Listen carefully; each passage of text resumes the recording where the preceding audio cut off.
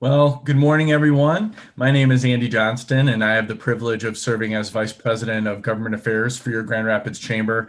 Thank you for making time to join us today for this town hall about COVID-19 vaccines. We've had many town halls during the pandemic to get information from leading experts and policymakers to our West Michigan business community, and so excited to be hosting a town hall with the word vaccines in the title. Two vaccines, I think, as we followed the news, one from Pfizer and one from Moderna, appear to be on the cusp of FDA approval, which, of course, is only the beginning of the massive effort to produce, store, and deliver doses to those that need it. Certainly tons of details to work through in this massive effort. Even with vaccines, the light at the tunnel is pretty far away for many. The next months are going to be difficult. Cases, deaths, positivity rates have plateaued recently, but at a high level. The governor, as I think we all know, declared 12 more days of pause yesterday, putting restaurants, theaters, venues, businesses that have a big impact on our communities in an almost impossible position as workers miss paychecks and more businesses are thinking about closing permanently. Please think of these impacted businesses during this holiday season. Order takeout, buy gift cards, show your love for them on social media. Please use the hashtag support RGRBiz or participate in the Kent County Takeout Challenge. And I know Chantel will post those in the chat here for all of us to use. The Chamber continues to call on the governor's administration to give these industries some kind of opportunity to open safely in some capacity, and for the federal government to step up with some relief, which is what we need. The Chamber hosted U.S. Senator Debbie Stabenow yesterday for a meeting with members, and she remains optimistic about conversations on the bipartisan $908 billion coronavirus relief proposal, but time is getting short.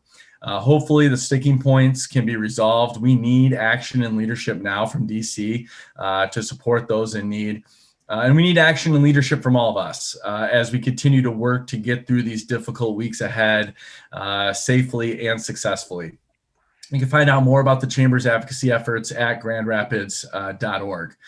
To help us understand what's coming next with the vaccines and what employers need to know, we're excited to be joined this morning by Dr. Adam London, the Administrative Health Officer for the Kent County Health Department, and Keith Hustak, Vice President of Advanced Practice Provider Services and Operations for Spectrum Health.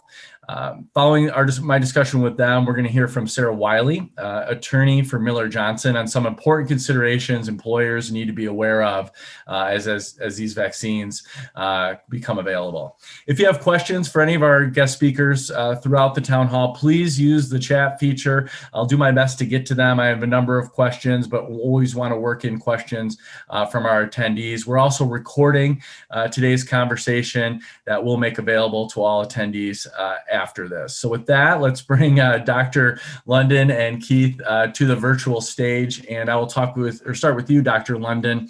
Where do we stand with the vaccines? You know, the Pfizer vaccine is being deployed in Britain. The FDA is voting on it Thursday.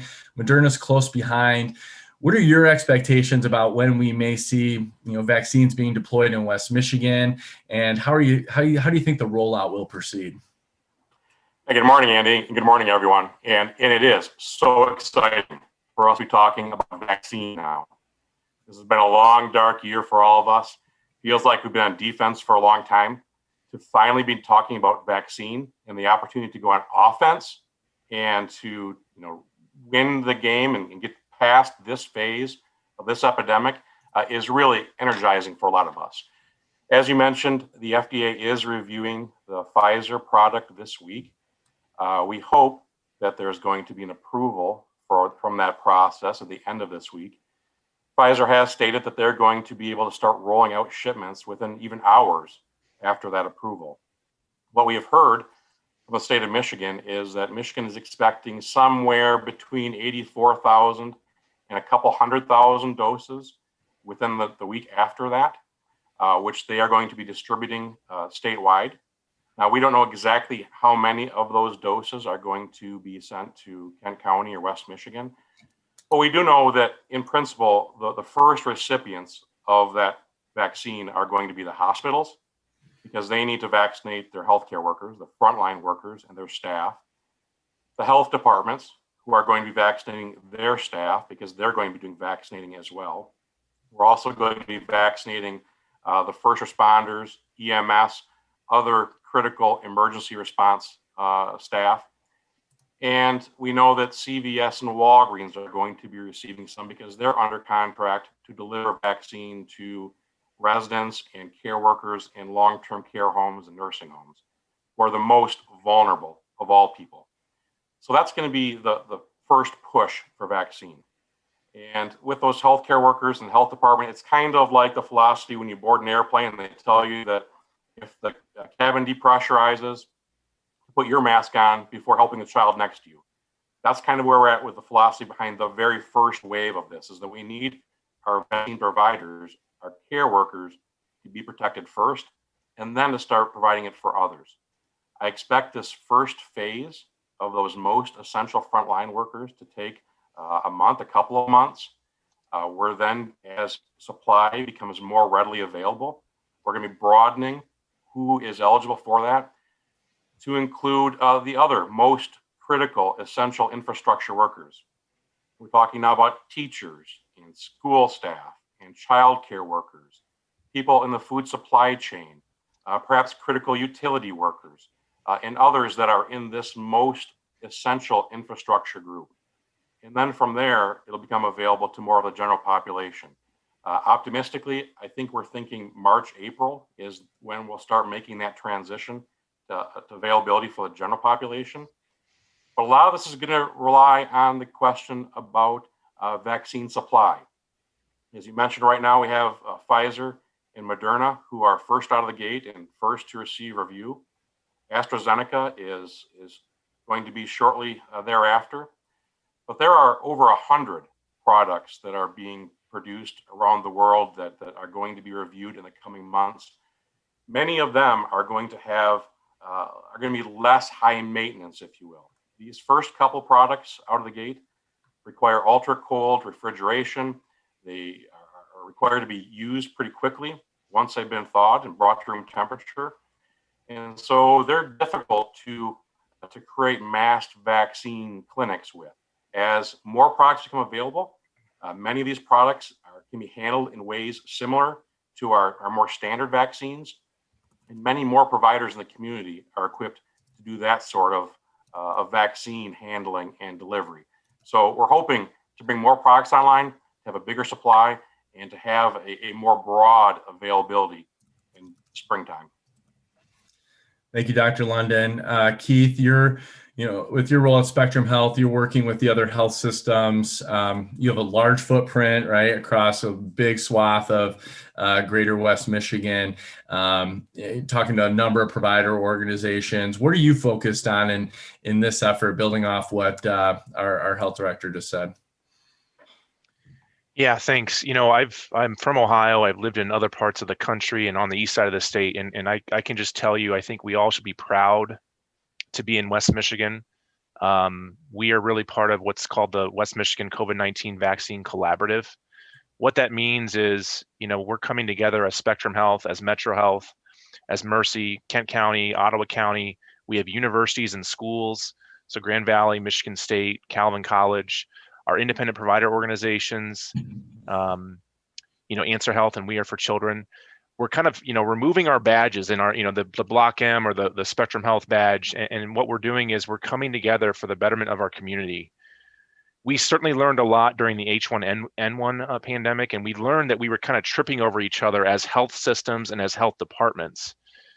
And so could we do this better this time, especially now with the vaccine being here? And it certainly is exciting that the vaccine is here. There's that light at the end of the tunnel.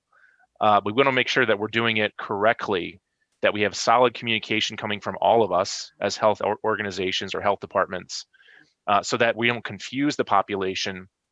And then there's a lot of logistical things, right? Dr. London talked about the storage and the deep freeze that you need for these vaccines. Well, we have to kind of work on what does that mean? When can we give the vaccine? How long does the patient have to wait till after they get the vaccine, like waiting either in the parking lot or in our offices to make sure they don't have a reaction? all those little details we are coming together and working on, again, as a community of healthcare leaders. And that's what's really exciting. And I do think it's unique to West Michigan that we have this. So I can't thank enough the Kent County, Ottawa County health departments, as well as my fellow organizations, Metro Health and Mercy Health. So Keith, maybe touch on a little bit of these vaccines. These are mRNA vaccines, right? For the layman though, like give us the break, like what does that mean? How does it work? And then what's the expectation for how long it might be effective? Yeah, good question. So I'm going to give you everything that I know at this point. And as you know, it's a very fluid thing. But in general, the point of a vaccine basically is to create an immune response. So when you get your typical flu vaccine, right? You get that vaccine, and what we do is we look at kind of the latest strands of what we think is going to hit us in this coming year. And then we give that potentially that vaccine to create an immune response so that we create antibodies to prevent future infection. This is slightly different in that this is a naive disease to us. And so what I think you're going to expect is maybe a little bit more severe reaction to the vaccine. So we're talking about, having kind of a fever, maybe, some muscle aches, that sort of thing, because it's really mimicking what that disease might look like in your body. But that means it's working, right? That means that your body's creating that immune response, fighting that infection, so that the next time that you come into contact with that potential virus, your body can handle it essentially. And that's maybe the difference between this vaccine and then like the flu vaccine. What we don't know right now is this virus going to kind of morph? Is it going to kind of adapt and learn like some viruses do, like the flu vaccine, other viruses do as well, where we have to actually give like annual vaccines? We don't yet know that. And those are things that are still kind of up in the air. You hear certain things, certain studies that come out, but I can't definitively say that yet. But that's kind of the general idea behind vaccines. The other thing I'll say is this. I know there's a lot of controversy about vaccines kind of in the media, and you read things on social Facebook posts, but again, statistically, the medical literature continues to show over and over again that vaccines certainly are safe. And you could argue that vaccines are probably one of the greatest, if not the greatest, medical marvel that we've ever had, because we've been able to eradicate and eliminate disease that used to just ravage us in our history here. So that's what is exciting about. Again, I love how Dr. Adam London talked about going on offense, and that really is what this is about. So, Dr. London, speaking of going on offense, Keith raised the point of, there's some controversy out there around vaccines, or differing opinions or perspectives, concerns maybe over safety or reactions. How do you plan to combat misinformation on the vaccine? It's a great question, and it's really going to require all hands on deck. And we need to make sure that we have spokespeople from across the spectrum of life in West Michigan and elsewhere, repeating this message that vaccines are much safer than the alternative, which is allowing this illness to go unchecked. And vaccines have an extraordinary safety record. They really do. And while it is true that when you deliver a vaccine or any product to billions upon billions of people, there may be some injuries. The same is true of any product. But again, to be very clear, I guarantee there will be far, far fewer people harmed by this vaccine than would be killed or permanently damaged by letting the virus go unchecked. Yeah, well, I think that's important for employers, right? They're communicating with employees, but also individuals. Communicate with those in your sphere. If you have access to this kind of information, please encourage folks to get that.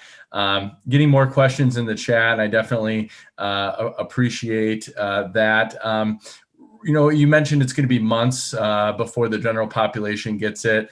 We've been hearing, you need to make a plan, right? The governor mentioned that in her press conference yesterday, or Dr. Khaldun did. How does somebody go about making a plan, Dr. London? Well, I think the first thing is just situational awareness and staying tuned to what we're saying and what Keith and our colleagues at our local hospitals and elsewhere, what your physician is saying about the availability. We are going to make no secrets about its availability. We desperately want the people of West Michigan to know when and where and all the other details about how they can get this vaccine. We want to make it as easy as possible. we recognize that we have a Herculean lift in front of us to try to get to herd immunity through vaccine as quickly as possible so we can stop the spread of the virus, but also all of the other economic and academic and other consequences that are resulting from the current status. So please stay tuned to us, and I thank you and the Chamber for making information available. We will be communicating loudly over the next few months about this. Keith, question about the two doses. If the vaccine requires two doses a few weeks apart, is there protection provided between the initial dose and the second dose to the patient? Yeah, and remember I talked about the fact that you get this kind of immune response, and that's your body's way of creating a reaction to that initiation of that dose of the vaccine. But it does require two doses, and some vaccines do that, and it's all about that immune response. So, as the Advisory Council on Immunization Practice and the CDC have learned, and they've done studies, what they've learned is it does require these two doses, and that they feel like once they give the two doses, it creates that substantial immune reaction that can have everlasting effects. And that's really the reason behind the two doses. It's not uncommon that we have two doses in a vaccine, but it's something that's unique, obviously, to this one. Dr. London, if you have had COVID, should you still plan to get the vaccine? Yeah, so we're going to wait to hear what the FDA reports, but I expect the answer is going to be yes on that, because the vast majority of people who had it, they don't know that they had it for sure, and we don't know exactly how significant of an immune response having it may have created. So to be safe, I think the answer is going to be yes, but that's one of the questions we're still waiting for final clarity from FDA and CDC. Keith, and maybe Dr. London, you can pile on this. Do we have in West Michigan and Kent County the equipment needed, the freezers to store these first vaccines that I think were referred to as high maintenance? Yeah, high maintenance. That's good. We do actually. So again, through our West Michigan COVID-19 vaccine collaborative, we've talked a lot about what the equipment and the staffing it's going to require to have this vaccine. I can just speak, directly to Spectrum Health then and say, we've been talking about this since the early summer, where we felt like we started hearing rumblings about studies about a vaccine, and then we really started preparing.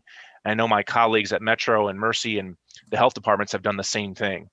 So we really, have been on it from day one, getting prepared for this day when these vaccines finally show up and we can hopefully, eradicate this disease. Yeah, and we do as well. We have the freezer unit, and we have more on the way. The challenge is going to be that most of the places where people get vaccine on an ongoing basis, their doctor's office, the corner pharmacy, those places aren't going to have that sort of equipment on hand. So we know that availability is going to be somewhat limited early on to the few places that do. But again, hopefully we have other vaccine products available before long that aren't so high maintenance. Yeah, so some of those different vaccines we could see be distributed at employers or more places that don't require some of the other facilities. Dr. London, you mentioned kind of the impact the restrictions to slow the spread are having, business, education, mental health, other places.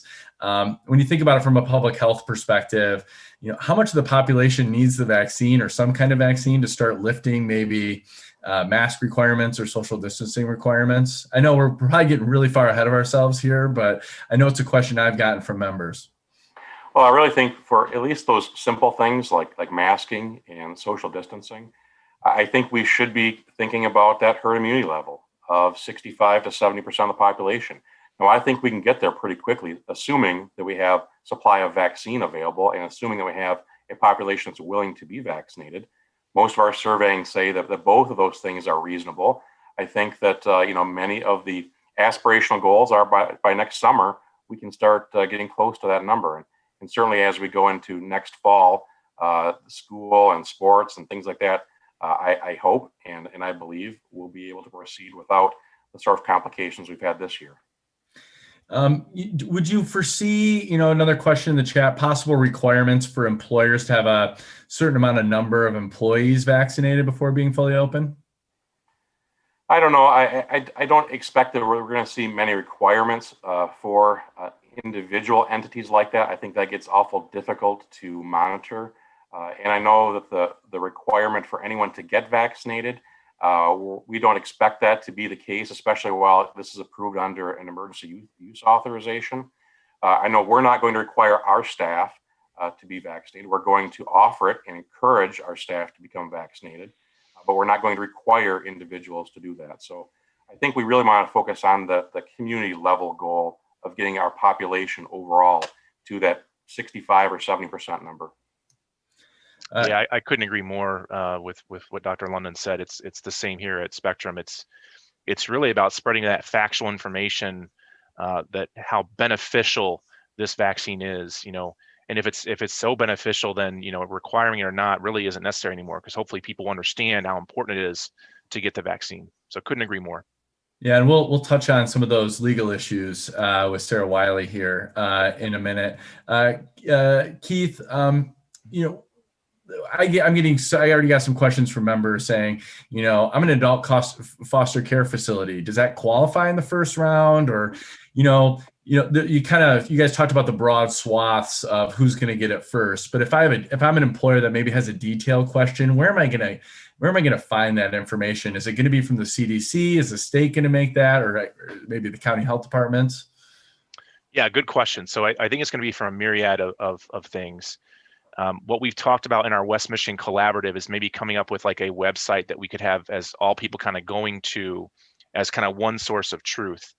The thing we have to kind of think about, though, is if the CDC is coming out with certain recommendations or ACIP, are we going to be confusing people by creating a whole separate website? And so those are things that we're kind of thinking about right now through the West Michigan COVID-19 Vaccine Collaborative. Is what is the best way to communicate to all? So again, that we're creating a very clear message. What I will say is this, in terms of communication, I think what you're going to see is over the next couple weeks, a lot of standardized communication coming out from, of course, Dr. Adam London and Kent County, and then we'll be kind of right there supporting. We want to make sure that our communication touch points are all very consistent. So again, people understand exactly what they're supposed to do and when they're supposed to do it. I think the county's done a great job with the county website of getting information out throughout this with the dashboard. So I think you point out a great spot for that. The questions are flying, Dr. London. One that's been repeated a couple times is cost. What are we hearing about? Who's going to pay for these vaccines? So the vaccine's being made available to all of us at no cost by the federal government. And so there may, depending on the provider, there may be an administration cost that's charged. I would expect that would be picked up by Medicaid or by insurance if that were available. I know at the health department, we're not going to charge people outside of what might be covered by Medicaid or insurance. So we do not want cost to be an issue for anyone. So I don't expect there's going to be much out of pocket for anyone, if anything. Gotcha.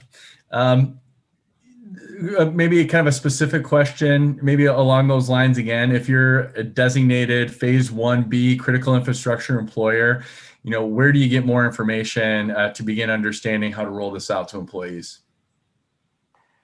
Yeah, so we are working, as Keith mentioned, through the Vaccine Collaborative and through the Regional 6 Healthcare Coalition to make sure that information is known to all of those first response organizations. And we're going to be very aggressive as vaccine becomes available and make sure that they have time and date established so that they can make sure that they can get their staff vaccinated as quickly as possible. We really want to get those first responders vaccinated as quickly as possible. Yeah, and if I could just add on to that, Dr. London, well said. I think the thing I want to preach here is patience, and I know that's hard, right? Because we have this vaccine. Everybody's certainly excited about it, and we are excited about it. At the same time, though, things are coming at us very, very quickly over the next couple weeks. And so as we learn information, certainly we're going to start that kind of media blitz of communications to all of you. But really, it still comes down to having patience and trusting us that we're going to get the information to you at the right time, at the right place. And then really, as Dr. London said, it's all the same things that we've been talking about since early March, right? It's the masking, it's the social distancing, making those circles smaller, it's washing of the hands. We still have to continue those things. So my emphasis to all of you is to not let those things go because the vaccine is here. We still have to kind of be, really be due diligent now more than ever, because it's almost here. So let's keep those things up. And that's what I hear as the takeaway for communication from employers to team members is you need to practice patience, but make a plan, be thinking about it. We're going to stay tuned to information as it comes out. Just a couple more questions before we transition to some of the legal implications here. Dr. London, I got one question. Why is the UK ahead of the US on this? And also, why are they starting with elderly and nursing home while we're starting with health professionals? It's a good question. It's that double-edged sword of safety, and that the U.S. really has the world's highest standards for pharmaceutical safety. And the UK has a lower standard for the data that they receive and review. They accept the pharmaceutical company's data without much outside review of that. So we have the highest standards anywhere. We really do. China and Russia have been vaccinating for months now. The UK for a couple of weeks now. Most of the rest of the world simply says that when the U.S. Approves it, then it's good for us too.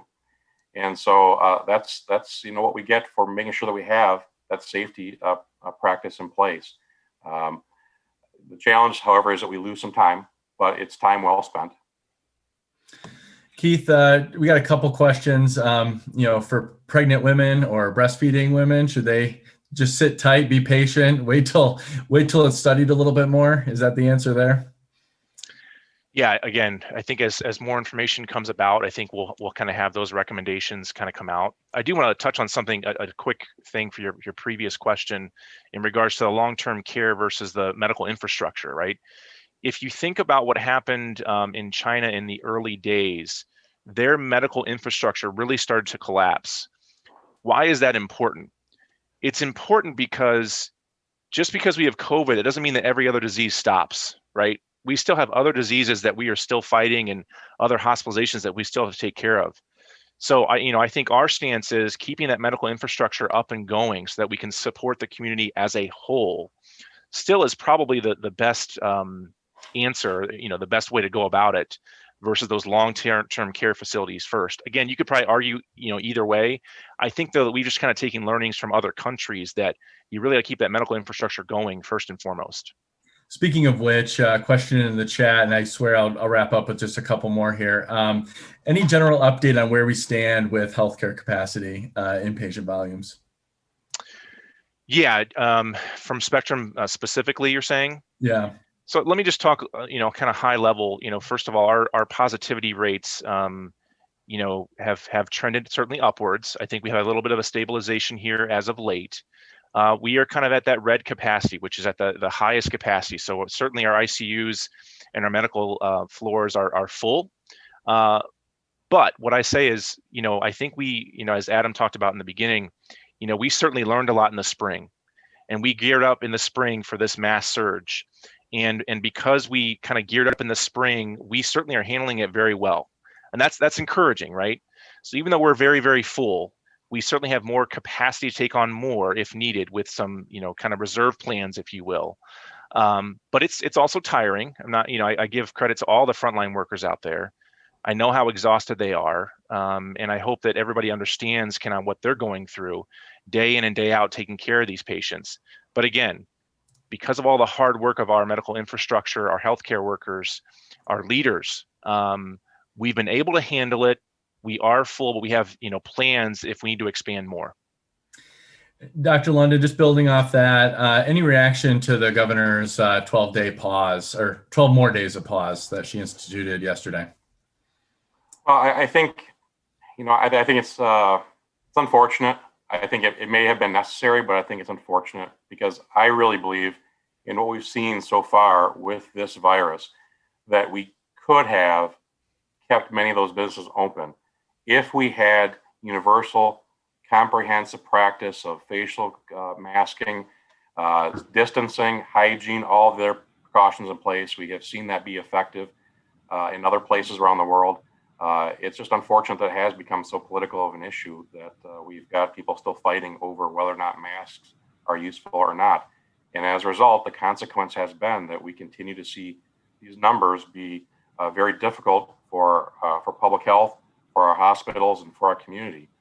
And so it's unfortunate that we don't have resources in place to support those businesses more thoroughly. If this is the cost that it's going to take in order to stop the spread of this virus and protect our community, then as a community, we ought to have found resources and programs that could more sustainably provide for those organizations while they are suffering and while they are paused. Oh, thank you. Thank you for those comments, Dr. London. It is a very tough time. And thank you both for your time today, for your expertise, Dr. London and Keith, and walking our attendees through, what this distribution is going to look like, the practicing of patients. I know Spectrum Health, all the health systems, your collaborative, the health department, the Grand Rapids Chamber, we're going to be doing our best to get all the information out as we can, as soon as possible. So thank you so much for your time today. Would like to turn it over to Sarah Wiley with Miller Johnson. She has experience in labor and employment law matters for clients ranging from small family-owned businesses to large multinational companies. And we had some questions in the chat about exemptions, and I would love for Sarah to talk a little bit about the legalities that employers need to be thinking about as vaccines start to roll out here as soon as possible, as soon as safely possible. Sarah, take it away. Thanks, Andy. I appreciate that. And thank you again to both Keith and Dr. London.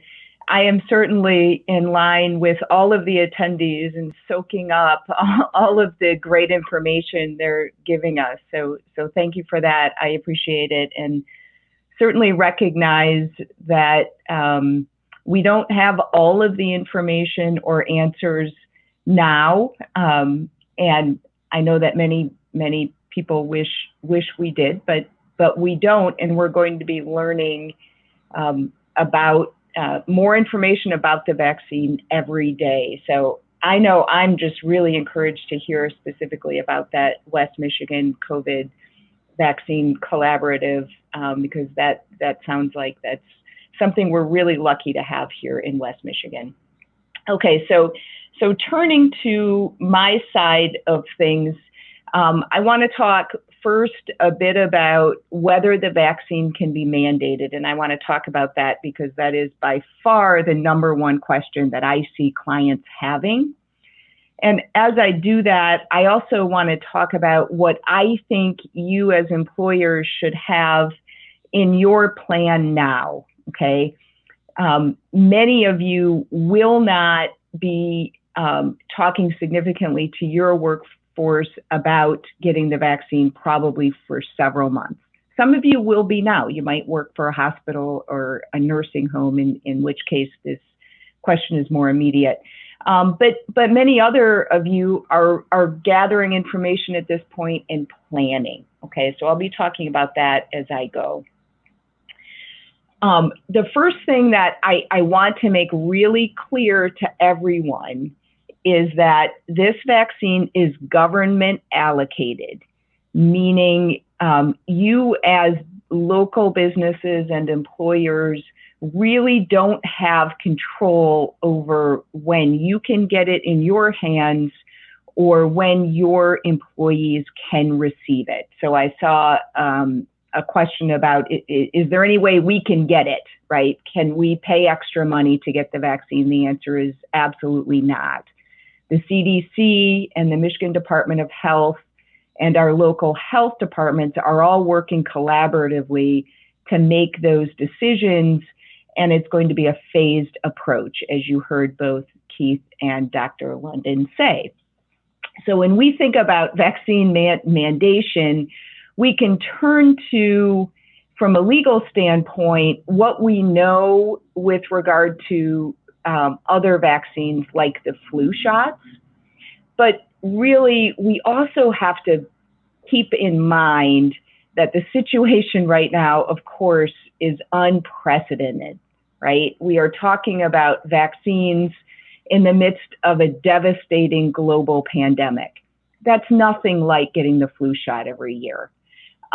We are also talking about a vaccine that's received this emergency use authorization, which is a bit different than the way we normally see the FDA approve vaccines. Now, let me be very clear. But Keith and Dr. London emphasized that the FDA review is exhaustive. And if the FDA says this vaccine is safe and effective, there's no reason for us to question that. But it does add a layer of uncertainty, perhaps, among your workforce. And also, interestingly, you should know that the federal regulations that apply to emergency use authorization does require that any recipient be informed that they've got the option to accept or refuse the vaccine. In other words, you may have employees that get that information sheet when they get vaccinated, and it's going to say on there that they've got the right to accept or refuse it. You also need to understand that the vaccine has limited availability. So many businesses, even if they wanted to mandate their entire workforce get the vaccine tomorrow or next week or even next month, may not have that option. Okay. So what that means to me is, for many of you who are listening today, you are developing a plan. You are in the starting phase of developing a plan. But really, when you're going to be making the decision about whether or not to mandate the vaccine for your workforce, you're probably going to have much, much more information than you have today. So be willing to be nimble with your plan. You may decide today that you are not going to mandate the vaccine, but in March you may change your mind. You may decide today that you are going to, and again in March you may change your mind. So please be open-minded to gathering information. Okay, so what do we know today about whether we can mandate the vaccine? Well, there's a handful of considerations that I want to point out to you. The first is the Americans with Disabilities Act in Title VII does allow for certain exemptions for employees. And I'm going to be talking about those in more detail in a minute. But before I get to that, also know that there is some OSHA guidance on the question. The only thing we have is a 2009 letter from OSHA that applied, of course, to the flu vaccine, not to this vaccine. And what OSHA said at that time is that employers could mandate the flu vaccine, but are not required to do so.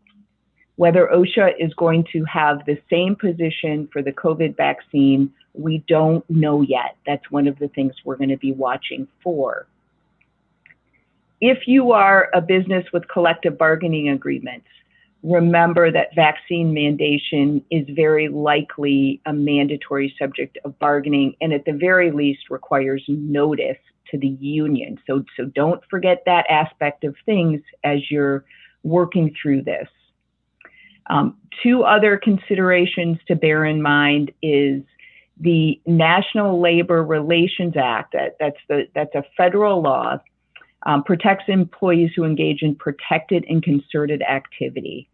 I am anticipating some workforces might have a significant number of people objecting to the vaccine. And if so, be careful, because that could get into the area of protected and concerted activity under the National Labor Relations Act.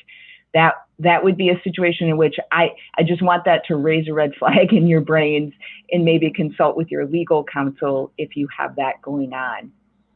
And then the last item to think about are state privacy laws. Some states have unique laws that say that employees enjoy fundamental privacies. Michigan is not one of them, but other states have them.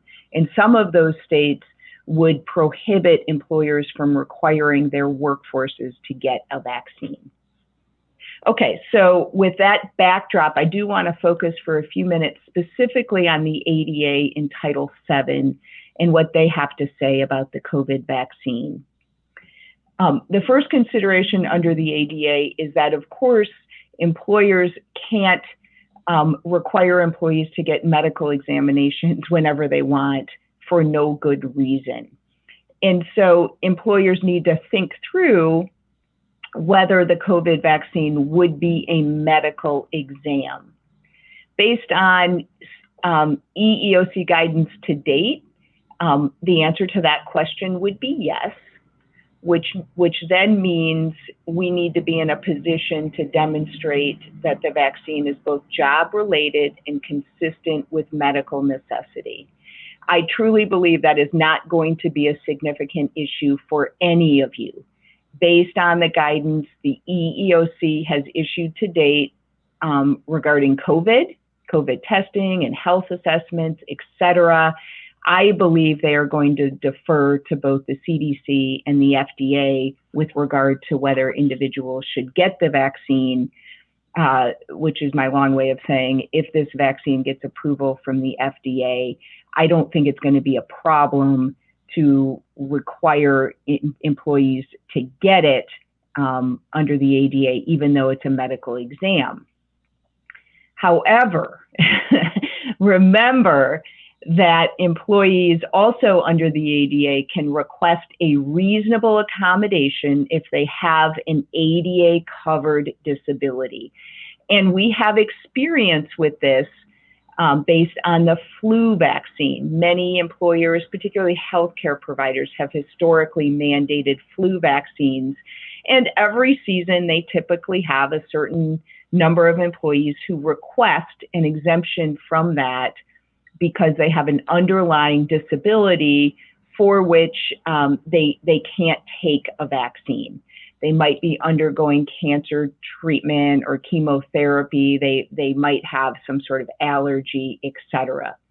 So understand that employees would still have that ability under the ADA to request an accommodation that would include not having to get the vaccine even if you mandate it.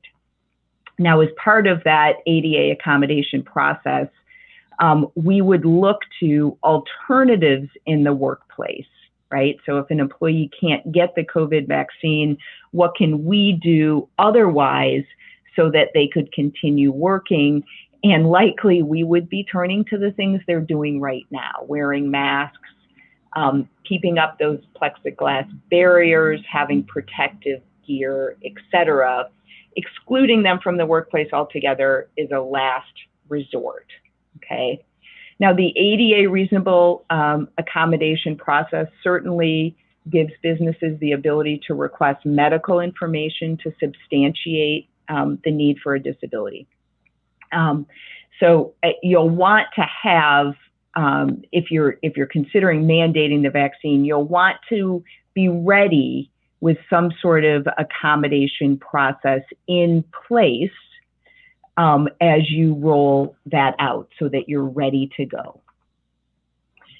Also, Title VII has an obligation to accommodate religious beliefs.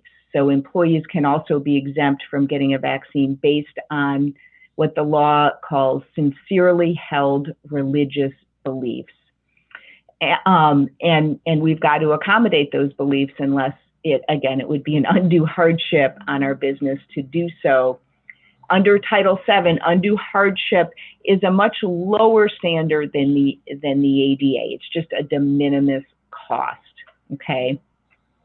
When we look at religious accommodations, we typically are turning to that undue hardship analysis because it is not particularly difficult for employees to demonstrate that they have a religious belief or that it's sincerely held.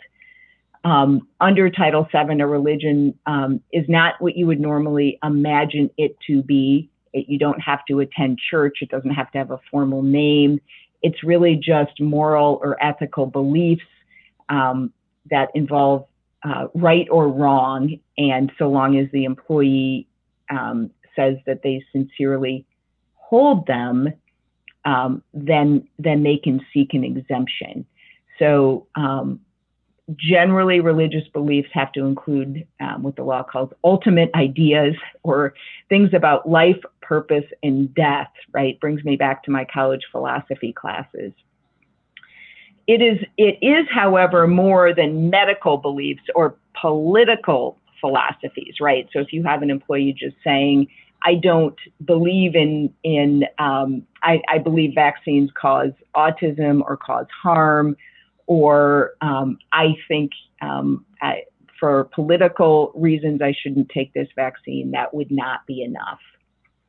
Examples of statements that employees have made in real cases for which courts have approved religious exemptions are, our bodies are a temple and God gave us dominion over our bodies. Injecting the flu vaccine into my body is morally wrong. Or followers of my religion are healed by plants, fruits, and grains. So you guys get the idea. Quite frankly, what this means for all of you is that your clever employees will be able to go online and probably figure out what they need to say in order to get and request, I should say, in order to request an exemption based on religious grounds. So be prepared for that. And again, I would recommend you have thought through what sort of written process you want in place, who is going to evaluate those requests, and how you're going to be making those decisions.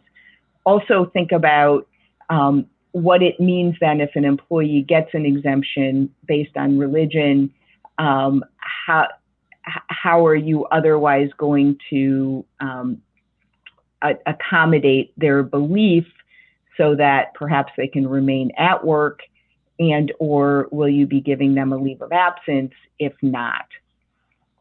On the Title VII side, you can request documentation. Because it's not based on a medical need, that process, quite frankly, carries less meaning, because really an employee can just express what their religion is and say it's sincerely held, and that would be enough. On the piece about paying for the vaccine, that was answered in a question, but just to reemphasize that, the bottom line is it will be available from the government at no cost to everyone. And also the CARES Act does require health plans to cover it, okay? So if you have an employee that's covered by a health plan, all costs should be covered by the health plan. If they're not covered by a health plan, guess what? It's going to be free anyway, because our federal government is going to pay the tab for it. Just another minute on what I think you all should be thinking about now.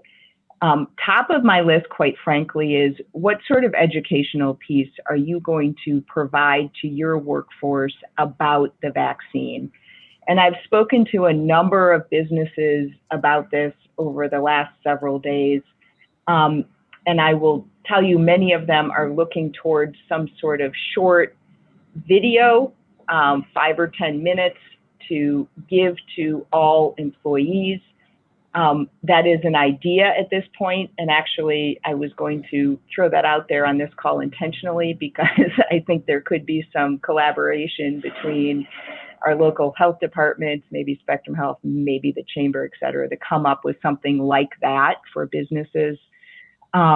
And other employers are looking toward having some sort of health professional come in and meet with their employees as well. The idea being, to the extent we can get the education, the information to our employees from an individual with science knowledge, and not just an HR, not an HR person or a lawyer, the better.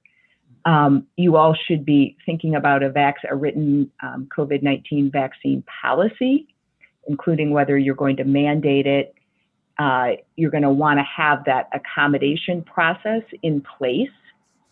And I would say now, start thinking about your plan to know how to get information from your local health departments, because they are likely going to be the ones that are going to be providing information about when your workforce can receive the vaccine and how that's going to happen. We know today now there's this West Michigan collaboration, so we can be on the lookout for more information from them. No, great information, Sarah. And I think getting example plans out to members is something the chamber will want to work with legal experts like you with, to at least get maybe templates out, or maybe we can ask the state to also think about that. A couple questions just before we wrap up. I know we're going a little long, but a lot of good questions. One is, how should employers think about collecting health data about who is vaccinated, who isn't? How do employees how's that going to work, right? How do employees prove that they've been vaccinated? Seems fraught with tension and division in the workplace potentially. Right. And that's a great question. So I'll answer how are we going to know first, and then maybe I'll answer how are we going to keep it. So it's my understanding that people are going, when somebody receives the vaccine, they are going to be given some sort of a card, actually, that's going to say they received the first dose, and then they'll bring that card back and it'll show they received the second dose. My assumption then is it would be quite easy for employees to bring in that card and provide it to the employer, or provide a copy to the employer so that they have that information. Once that's in our hands, of course, that is what we would typically know is medical information regarding an employee, and that should be kept in their confidential health file. And then final question, would employers be financially responsible for covering medical costs incurred to treat side effects or disabilities from the vaccine if they're mandated to receive it? That is a good question. If they are mandated, I suppose that there could be an argument that would fall under the workers' comp coverage, right? That was an injury incurred in the workplace because you required an employee to receive the vaccine as part of their employment. But that would be covered by the workers' comp bar. I don't foresee any sort of negligence claim related to that. I would also add that, of course, if that employee has health coverage, their health coverage would cover medical treatment for side effects, et cetera. Well, Sarah, thank you so much. We really appreciate your expertise and engagement today, and just greatly appreciate it. Thank you. And thank you all for joining the discussion today. Thank you for indulging us as we went a couple minutes long. Truly appreciate our speakers sharing their expertise with us. As you can tell, a lot of questions, a lot of information, a lot of resources. We're as the chamber, going to need to continue to get to you, our West Michigan business community, as this goes forward. So I can imagine we'll be having other town halls like this on vaccines as we learn more and as new information comes out. Our Chamber Government Affairs team is going to be keeping you up to date on the latest. If you have questions in the meantime, please reach out to us at grandrapids.org. Email me at andy@grandrapids.org. We work for you, our West Michigan business community. We want to help you get through this any way we can. Please mark your calendars for the Chamber's 133rd annual meeting on Tuesday, January 26th. There's hope on the horizon, and we have a speaker coming to talk about innovation and entrepreneurship and opportunity that awaits us in West Michigan, Josh Linkner. So register today at grandrapids.org.